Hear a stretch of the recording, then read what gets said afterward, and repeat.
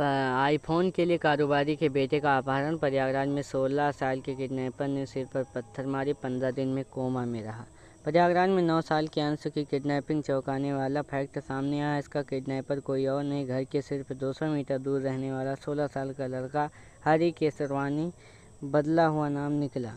सवाल उठा है कि हरी ने किडनैपिंग क्यों की। पुलिस कस्टडी में आरोपी ने कहा कि मैं ऑनलाइन गेमिंग 52,000 रुपये हार गया था।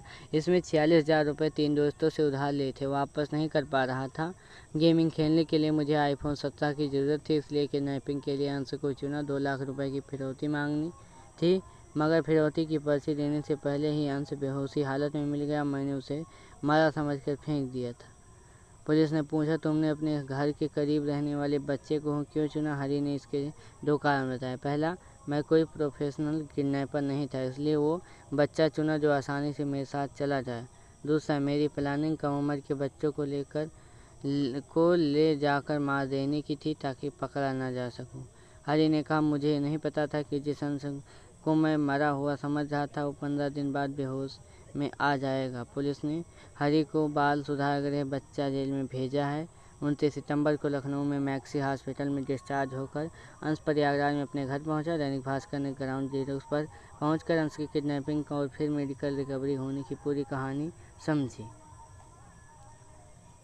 अब कहानी अपहरण की। पिता बोले, 21 अगस्त को अचानक अंश लापता हो गया। प्रयागराज की कौंधियारा इलाके के जारी बाजार में गल्ला व्यापारी राजेश केसरवानी रहते हैं। उनका 9 साल का बेटा अंश 21 अगस्त को अचानक लापता हो गया। राजेश कहते हैं, बहुत ढूंढा मगर उसका पता नहीं चला। इसके बाद हम लोग कौंधियारा थाने पहुंचे, बच्चे की गुमशुदगी दर्ज कराई। 22 अगस्त को अंश हमारे घर के करीब 3 किलोमीटर दूर नहर के पीछे झाड़ियों में मिला। वह खून से लथपथ था। उसके हाथ पैर साड़ी से बंधे थे, सिर पर गहरे घाव थे, चेहरे पर चींटियां रेंग रही थी, कीड़े चिपके हुए थे। बस अंश की सांस चल रही थी। उसके एक प्राइवेट हॉस्पिटल में ले गए, जहां उसे लखनऊ रेफर कर दिया गया।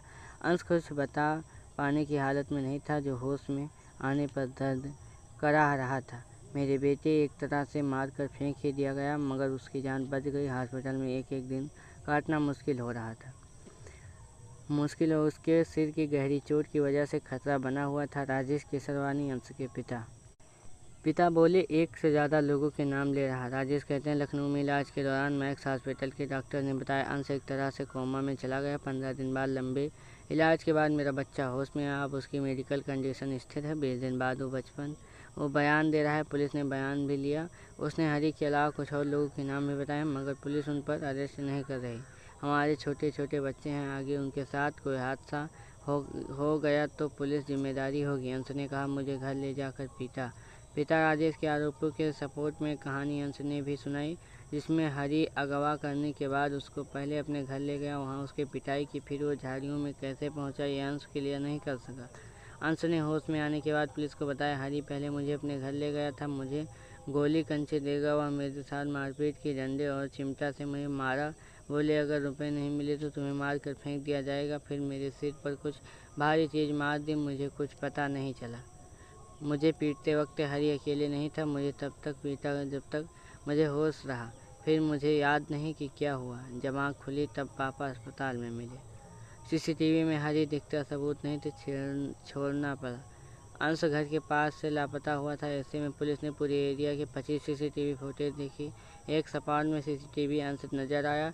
उसके पीछे की फोटोज में घर से 200 मीटर दूर रहने वाला हरी नजर आया। चूँकि वो भी उसी एरिया में रहता था, इसलिए सीधे तौर पर किडनैपिंग के आरोप हरी पर नहीं लगे, मगर अंश के परिवार और पुलिस ने हरी का शक हो गया। चूँकि हरी 16 साल का है, इसलिए पुलिस ने उसको थाने बुलाकर पूछताछ की, मगर वह लगातार पुलिस को अपनी कहानी में गुमराह कर रहा था। इधर 15वें दिन होश में आ गया, मगर बयान देने की स्थिति में आने में 5 दिन और लग गए। उसने पूरी तरह से ठीक होने के बाद हरी का नाम लिया। इसके बाद प्रयागराज में पुलिस ने हरी को एक बार फिर हिरासत में लिया, सख्ती से पूछताछ की। अब किडनैपिंग पर राज खुलकर सामने आ गया। पुलिस ने पूछा, किडनैपिंग की प्लानिंग क्यों की। हरी ने कहा, मेरे पापा की किराने की दुकान है, मैंने 8वीं तक पढ़ाई की है, इसके बाद स्कूल छोड़ दिया। मैं ऑनलाइन गेम बहुत खेलता था, घर में जो भी रुपए मिलते थे वो ऑनलाइन गेमिंग में खर्च हो जाते थे। धीरे धीरे 3 दोस्तों के मेरे ऊपर 46,000 रुपये का उधार हो गया। वह मेरे ऊपर दबाव बना रहे थे मैं रुपए वापस कर दूं। दूसरी तरफ मेरा मोबाइल भी ख़राब हो गया था। मैं ठीक से गेम खेल नहीं पा रहा था। टीवी पर आईफोन 17 प्रो लॉन्चिंग का ऐड देखा था। मैं उसको खरीदने की प्लानिंग करने लगा। नए मोबाइल और दोस्तों का उधार चुकाने करने के लिए मैं समझ गया कि कुछ बड़ा करना